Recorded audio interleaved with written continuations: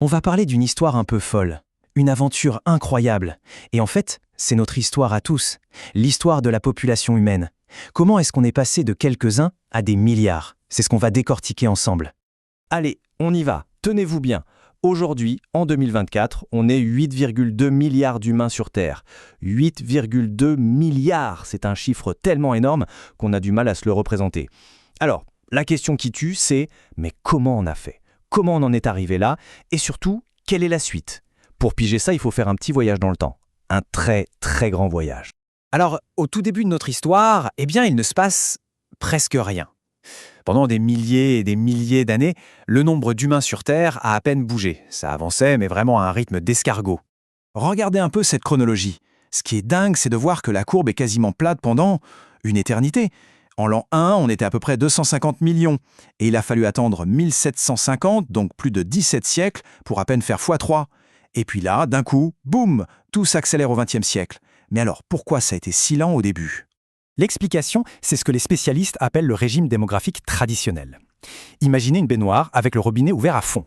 Super, elle va se remplir vite, non? Sauf que le bouchon n'est pas mis et il y a plein de trous au fond. Donc, autant d'eau qui rentre que d'eau qui sort. Résultat, le niveau ne bouge quasiment pas. Eh bien, c'était ça l'histoire de l'humanité. Beaucoup de naissances, mais aussi, malheureusement, énormément de décès. Voilà, tout est une question d'équilibre. D'un côté, le robinet des naissances était grand ouvert. Les familles faisaient beaucoup d'enfants. Mais de l'autre, les fuites étaient énormes. Les famines, les épidémies, les guerres, tout ça faisait que l'espérance de vie était très courte. Les deux forces annulaient et hop, la population stagnait. Jusqu'au jour où un truc a changé. Et là, attention, c'est le moment où notre histoire prend un virage complet. Fini le rythme d'escargot, on passe en mode Formule 1. C'est le début d'une accélération absolument dingue, une explosion qui va complètement changer la face du monde.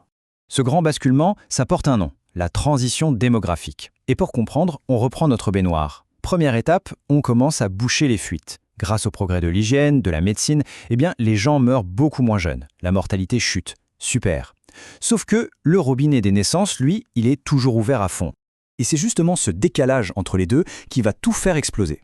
Pendant une période, on a beaucoup moins de gens qui meurent, mais on a toujours autant de bébés qui naissent.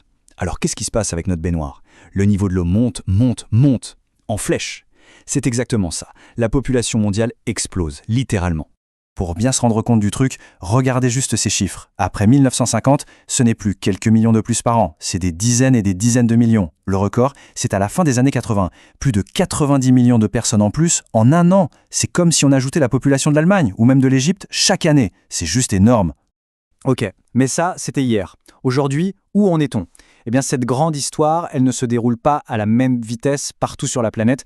On est vraiment dans un monde à plusieurs vitesses. Ce graphique, il parle de lui-même. En moyenne dans le monde, une femme a environ 2,2 enfants. C'est ce qu'on appelle le taux de fécondité. Mais regardez les écarts.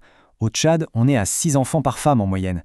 Et à l'autre bout du spectre, en Corée du Sud, on est tombé à 0,7. C'est un fossé. On voit bien que certains pays ont encore le robinet des naissances ouvert à fond, alors que d'autres l'ont quasiment fermé. Et ça, forcément, ça change tout. Et ces nouveaux équilibres, ils sont en train de redessiner la carte du monde. Par exemple, l'Inde vient tout juste de dépasser la Chine pour devenir le pays le plus peuplé. Mais la plus grande transformation, elle est à venir, et elle concerne l'Afrique. Aujourd'hui, 1 humain sur 5 vit en Afrique. D'ici 2050, ce sera 1 sur 4. C'est un changement gigantesque qui va avoir un impact énorme sur l'économie et la culture mondiale. Et justement, en parlant de futur, après cette accélération folle, à quoi va ressembler le prochain chapitre de notre histoire? Accrochez-vous, la suite n'est peut-être pas celle que vous imaginez. C'est la question à $1 million. Combien on sera en 2100? Est-ce que cette croissance va continuer pour toujours? Alors évidemment, les experts n'ont pas de boule de cristal, mais ils ont des scénarios assez solides qui se basent sur l'évolution du nombre d'enfants par femme.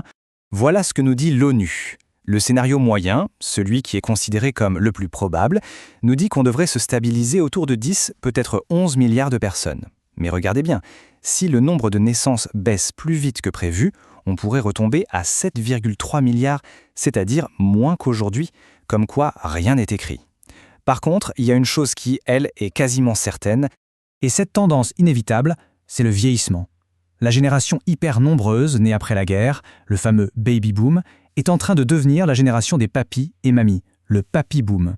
Et ça se passe partout dans le monde. C'est un des plus grands défis qui attendent nos sociétés pour les années à venir. Bon, avec tous ces milliards, ces graphiques, ces projections, on pourrait se demander concrètement, en quoi ça me concerne? Qu'est-ce que ça change pour mon avenir? Et c'est là que ça devient super intéressant.